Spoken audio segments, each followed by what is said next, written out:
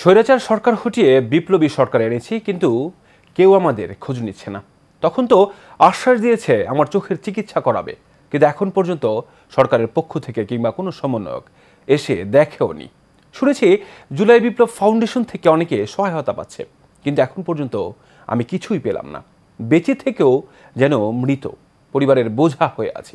কথাগুলো এক আন্দোলনকারীর। বাঞ্ছারামপুর থেকে রিফাত আবিরের তথ্য ছবিতে জানাচ্ছেন শফিকুল ইসলাম। আলো আনতে রাজপথে নেমেছিল ছাত্র জনতা, যোগ দিয়েছিল বৈষম্য বিরোধী ছাত্র আন্দোলনে।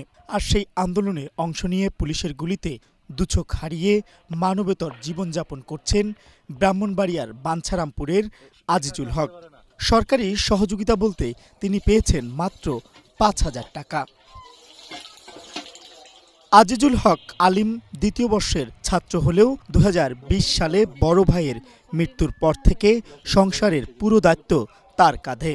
পড়াশোনার পাশাপাশি স্থানীয় টেক্সটাইল মিলে শ্রমিকের কাজ করে যা পেতেন তা দিয়ে চলত বাবার চিকিৎসা, ছোট বোনের পড়াশোনা আর সংসারের খরচ। দৃষ্টিশক্তি হারানোর কারণে তার পরিবারে নেমে এসেছে চরম অনিশ্চয়তা।